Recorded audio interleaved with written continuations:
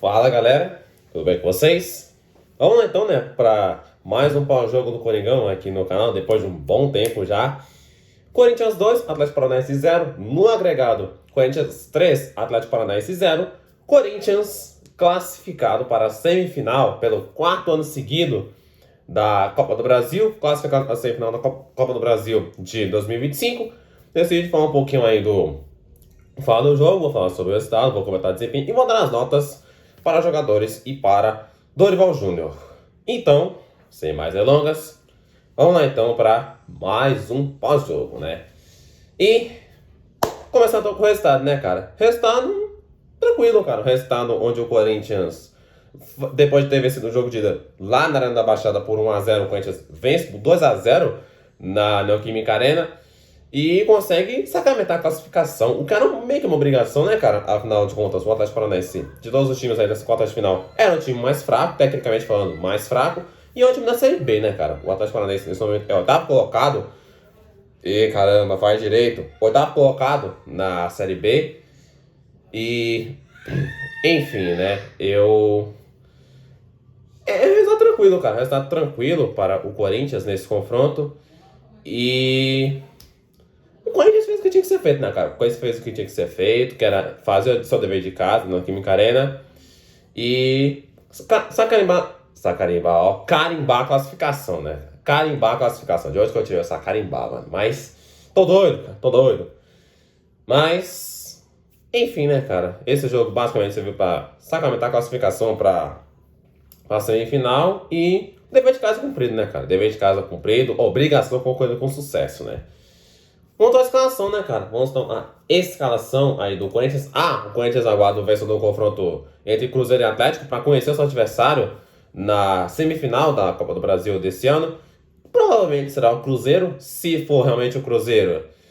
Vai ser uma parada dura, né, cara? Vai ser um paro duro para o Corinthians. Mas o Corinthians tem chance, cara. Eu acho sim que dá pro Corinthians ser campeão na Copa do Brasil. Claro que vai ser difícil, claro que encarar o Cruzeiro na semifinal. E na outra semifinal ainda vai ter o Fluminense, que eliminou o Bahia, pipocada ali em Bahia. Caramba, o Fluminense vai pegar Botafogo ou Vasco. Provavelmente será o Botafogo, mas pode ser o Vasco também, né? Quem passar da semifinal de lá, caso seja realmente Fluminense e Botafogo, também será uma parada dura, também será difícil, pô. Vai ser difícil, cara, mas eu acho que dá, cara. Principalmente pelo fato ali do Flamengo ter sido eliminado nas oitavas de final, pelo fato do Corinthians ter eliminado o Palmeiras lá nas oitavas de final. Eu acho que é possível, cara. Eu acho que dá pro Corinthians ser campeão. Se vai ser campeão, aí já é outra história, mas eu acho que dá, cara. Eu acho que dá, eu acho que é possível, sim, acreditar no título da Copa do Brasil, né? Agora sim, vamos então para a escalação aí do Corinthians, né, cara? O Corinthians foi a campo no esquema de 3-5-2. O Dorival manda a campo um esquema ali com 3 zagueiros, onde ele escalou o time com o Gustoso no gol. Aí o trio de zaga, ele colocou o João Pedro Choca, o Gustavo Henrique e o Angileri, ali com o terceiro zagueiro. Ali na linha de 5, no meio campo, nas duas alas, tivemos ali o Mateuzinho e o Angileri. O Angileri não, desculpa, o Matheus Bidu. Mateuzinho na direita, o Matheus Bidu na esquerda. Os dois são Matheus, né? Acabo confundindo. Aí os três ali do meio campo nós tivemos o Maicon, o Breno Bidon e o Garro, para fazer o trio ali centralizado. Lá na dupla de ataque, Memphis Depay e Guinegão. Time escalado pelo técnico Dorival Júnior. Cara, eu tenho costume... Eu confesso a vocês que eu tomei obviamente que eu fiquei sabendo depois que um 3-5-2, mas eu tenho o costume, cara, de... Quando vou olhar a escalação, primeiramente eu vou no Instagram do Corinthians pra ver a escalação, né, cara? Vou lá no Instagram pra passar aqui os meus registros, né? Quando eu fui olhar a escalação no Instagram do Corinthians, eu tomei um susto, cara. Porque na ordem que apareceu lá, parece que o Corinthians jogaria naquele 4-4-2 losango de sempre, só que com Bidu no meio campo. Aí de início eu tomei um susto. Mas depois eu fui ver na escalação ali, de fato, né, cara, a formação de jogo... O que seria de fato, foi aí que eu vi que o time jogaria no 3-5-2, onde o Angileri faria a função de terceiro zagueiro pelo lado esquerdo, dando liberdade para o Matheus Bidu de atacar o corredor, né, cara, de fazer o corredor esquerdo. E foi aí que acabou sendo esclarecido para mim, cara. Mas realmente vacilo do ADM do Corinthians, viu? O cara simplesmente colocou o Matheus Bidu como meio campo, sendo que ele foi jogar de ala, o time foi jogar no 3-5-2, parecendo que ia jogar no 4-4-2 losango. Vacilem, ADM, mas Enfim, né? Enfim. E basicamente isso, né, cara? Basicamente isso que eu tenho pra falar aí de escalação. O Corinthians que teve o Yuri Alberto no banco de reservas. Eu até achava que o Memphis ia começar no banco, mas acabou que ele começou como titular. Quem começou no banco foi o Yuri Alberto. Mais uma vez o Guinegão recebendo a oportunidade no time do Corinthians. E, cara, pra ser bem sincero com vocês, eu gosto desse esquema com 3 zagueiros, mano. Eu gosto desse esquema aí com 3 zagueiros. E só talvez não se encaixe para esse time atual do Corinthians, para esse time titular atual, mas eu gosto bastante desse esquema aí com 3 zagueiros, né, cara? Tem gente que fala que jogar com 3 zagueiros significa jogar na retranca, mas nem sempre acontece, cara. Às vezes acontece, mas nem sempre, sabe? E enfim, cara, é basicamente isso que eu tenho pra falar a escalação. Vamos pro desempenho então, né? Vamos então pro desempenho. E, cara, o Corinthians teve um desempenho de segurança, cara. Foi um desempenho de segurança, um jogo de segurança pro Corinthians, né, cara? É claro que o Atlético Paranaense teve alguns momentos ali que ele começou a crescer no jogo, teve alguns sustos pro time do Corinthians, como por exemplo o gol anulado do Atlético, que eu vou falar depois, além de outros lances também, né? Mas no geral, cara, no geralzão mesmo, o Corinthians teve uma atuação de segurança, sabe? É claro que teve alguns momentos aí que o Corinthians quis dar um susto, afinal é Corinthians. Mas, no geral, foi uma atuação de segurança, cara. Foi um jogo seguro ali do Corinthians. O Atlético até melhorou em alguns momentos ali no jogo, mas, no geral, não ameaçou. Ameaçou, mas não tanto. E um jogo ok, cara. Um jogo ok ali do Corinthians. E nos dois jogos, né, cara? Tanto na ida lá da Arena da Baixada como no... Se bem que na Arena da Baixada tem um momento aí que o Corinthians tomou um sufoco tremendo do time do Atlético. Mas nesse jogo aqui na Neoquímica Arena, o Corinthians tem uma atuação ok. Uma atuação ok, uma atuação de segurança pra sacramentar o resultado e a classificação pra semifinal, né? E eu vou ter que falar uma coisa aqui, cara. É engraçado, né? Na Copa do Brasil, o Corinthians é um time, mas no Brasileirão, o Corinthians é um time totalmente diferente, cara. O Corinthians é um time totalmente diferente, é um time que eu não sei o que acontece, cara. Eu, honestamente falando, não sei o que acontece com esse time no Campeonato Brasileiro, que no Brasileirão o time é um, mas na Copa do Brasil é outro, tá ligado? Enfim, né? Talvez pelo fato da gente ter o Dorival Diola, o Dorival Júnior, Mister Copa do Brasil, né? E eu chamo o Dorival de Mister Copa do Brasil, porque ele ganhou 3 competições, 3 títulos da Copa do Brasil. Santos, 2010, Flamengo, 2022, em cima do Corinthians, aliás. E com o São Paulo, em 2023, né? Pois é, Dorival conseguiu ganhar a Copa do Brasil pelo São Paulo. Ó, pra você ver, né, velho? Pra você ver. E basicamente isso, né, cara? Basicamente isso que eu tenho pra falar aí de escalação, de desempenho e de resultado. Vamos falar do jogo então, né? Vamos falar uns momentos aí do Corinthians na partida, né? E vamos lá, então, né? Começar com o primeiro tempo, onde aos 11 minutos de jogo sai a primeira finalização aí do Corinthians. Eu esqueci de falar dos números do jogo, né, cara? Mas, enfim, né? Vamos continuar aqui, então, falar do jogo. 11 minutos, bola pro lado esquerdo. O Galo recebe de costas pro gol, faz o giro, tentou mandar uma meia bicicleta, acabou jogando por cima do gol. E aos 24 minutos acontece o gol lá do Atlético Paranaense, né, cara? O gol que seria do Kevin Viveiros, atacante colombiano. Inclusive, o cara parece um tanque, velho. O cara parece um tanque, um monstro. Você tá doido? O Maicon perdeu a bola lá na frente, acabou que deu contra-ataque pro Atlético. O Viveiros foi carregando. Ninguém foi pra cima do cara. O Viveiros fez a jogada individual, bateu, a bola bateu na trave e foi pro gol. Naquele momento seria 1-0 pro Atlético. Mas acabou que o gol foi anulado por conta de uma falta do Viveiros em cima do Maicon, lá no ataque, lá atrás, na hora da jogada, em cima do Maicon. E de fato foi falta, viu? De fato foi um tranco do Viveiros nas costas do Maicon, até porque um tranco nas costas, lá ele, é falta, né? É falta, então o gol do Atlético Paranaense, pra mim, foi corretamente anulado, tá? E antes que me chamar de clubista, eu vou falar daquele lance lá do Vitinho, tá? E pode ficar tranquilo que eu vou falar daquele lance lá do Vitinho, beleza? Aos 30 minutos, bola de pé, pressão na saída de bola do Atlético Paranaense, a bola trocada de pé em pé. O Memphis tenta chute primeira de canhota, a bola vai pra fora. Não fala não, né? Desculpa, o Santos defendeu, né, cara? O Santos defendeu o chute do Memphis. Eu confundi aqui. 37 minutos, Galo tentou o chute de primeira de longa distância, chutou pra fora. Aos 38 minutos, sai a primeira cartão pro Corinthians no jogo, cartão pro Angeleri, por conta de uma mãozada que ele deu na cara do jogador do Atlético. Aos 40 minutos, bola de pé em pé, o Galo ajeita, Breno Bidon dá um tapa de primeira e gera escanteio para o Corinthians. Nesse escanteio, o Galo cobra o escanteio na área, o João Pedro Choca cabeceia, a bola vai para fora. Passou perto, inclusive, tá? Tanto essa bola do Breno Bidon quanto essa do João Pedro Choca passaram raspando o gol. Mas, aos 42 minutos, gol do Corinthians. Rodrigo Garro, 6 meses depois, finalmente o Garro desencanta e volta a balançar a rede com a camisa do Corinthians, né? É bem verdade que essa marca deveria ter sido quebrada antes, mas não vem ao caso. Gol do Corinthians, Rodrigo Garro.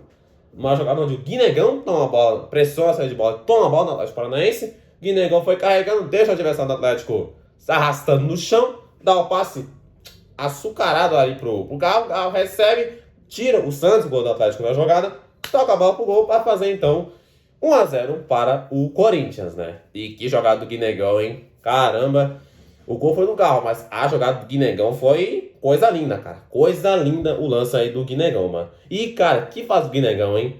Que momento vive o nosso queridíssimo Guinegão, hein? O Mbappé de Itaquera. Mas vamos continuar então, vai. Cadê? 45 minutos. Acontece a primeira substituição aí do Corinthians, né, cara? Sai o Memphis para a entrada do Vitinho. O Memphis, aparentemente, pelo que eu vi algumas pessoas falando que o Memphis saiu por escolha do Dorival, apenas por escolha do Dorival. Vi que saiu por que tinha alguma coisa ali na coxa. Cara, eu vi gente até falando que ele saiu bravo com o Dorival, mas, cara, pelo que eu vi, pelo que eu, Breno, vi, o Memphis aparentemente sentiu alguma coisa ali no decorrer do primeiro tempo, ali na coxa. Acabou que ele saiu de campo por escolha do Dorival também, né? E aos 48, fim de primeiro tempo, Corinthians 1, Atlético Paranaense 0. Vem então ao segundo tempo, aos 2 minutos, cartão amarelo pro Mateuzinho. Não entendi porque ele deu esse cartão amarelo, o David Oliveira, o técnico, o árbitro do jogo. Eu não sei se ele deu cartão amarelo por mão na bola, se foi por falta. Não faço ideia, cara. Faço ideia. Aos 6 minutos, vamos lá então, né? O Vitinho toma cartão amarelo do árbitro porque ele deu uma solada no jogador do Atlético Paranaense. Chegamos no lance, né? Chegamos no fatídico lance do Vitinho, que eu mencionei que ele está lá atrás. Vamos lá, né? Sobre esse lance aí do Vitinho, que ele dá a solada e acaba tomando o cartão amarelo, eu vou falar um negócio aqui, cara. Eu sou torcedor e tal, mas aqui, cara, eu tenho que ser justo. Pra mim, o Vitinho poderia sim, ou até deveria, ter sido expulso nesse lance.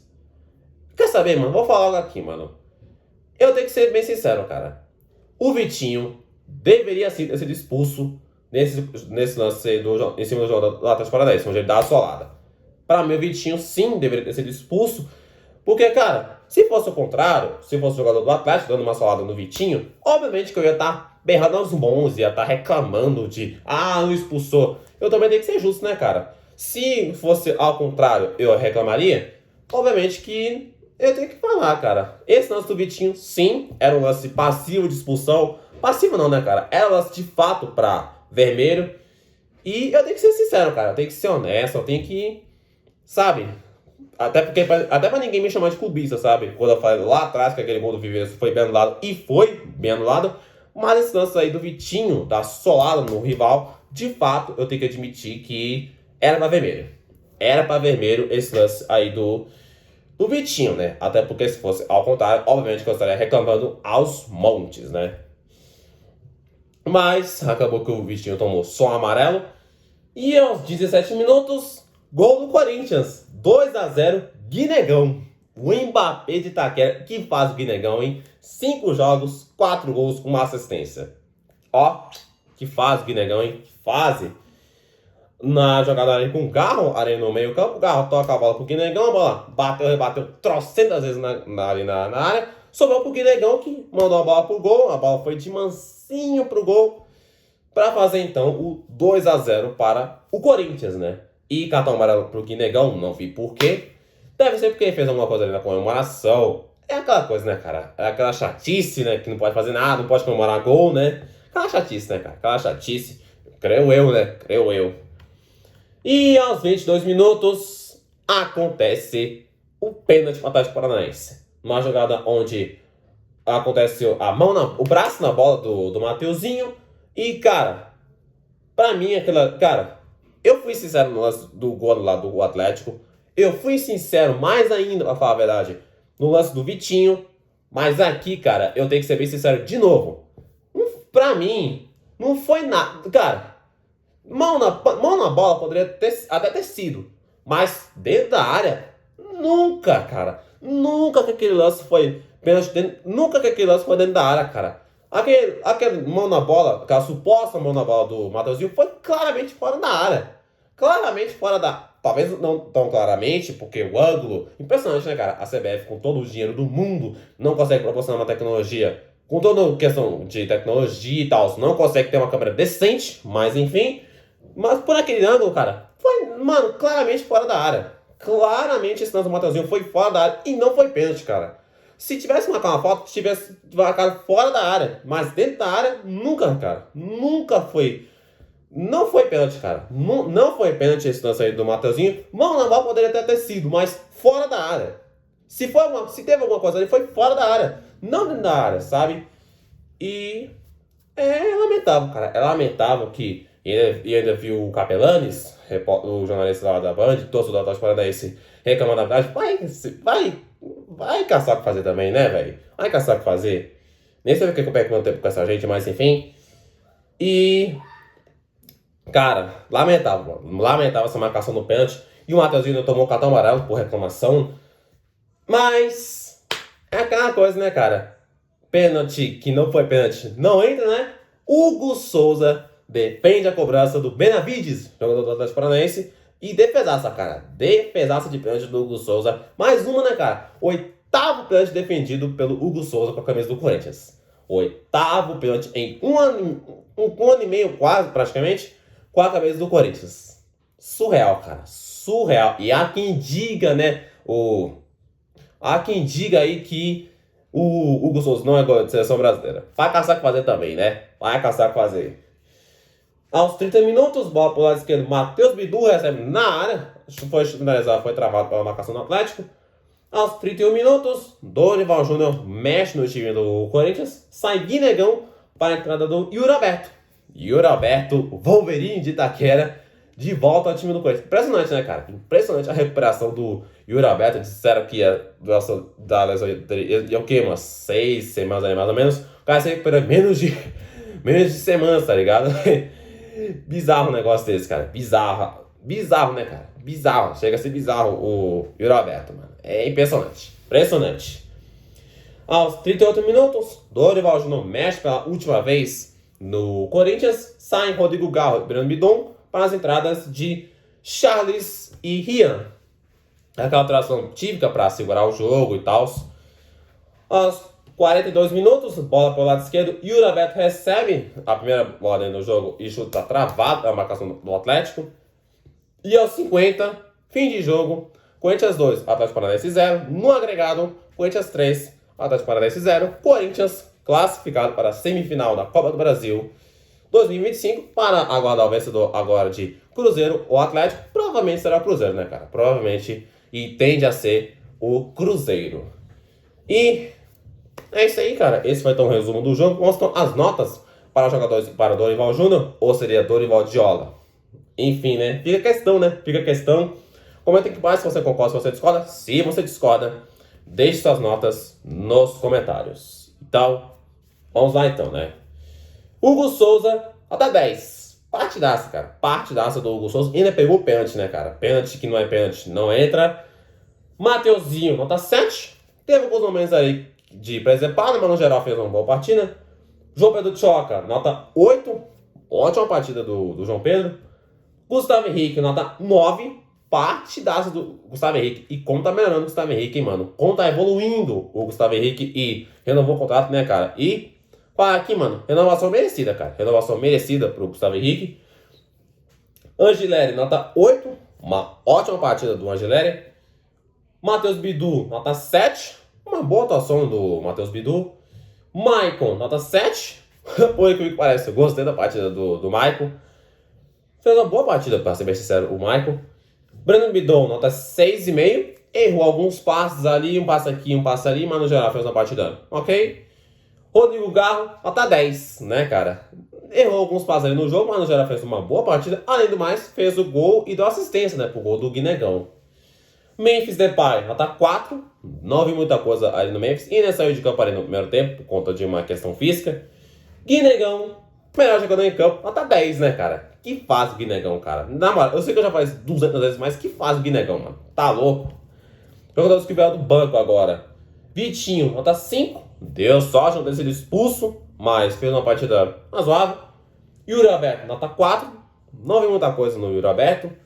É normal, né, cara? Afinal de contas, o cara acabou de voltar de lesão. Charles, nota 5. Uma atuação razoável. Razoável para mediana do Charles.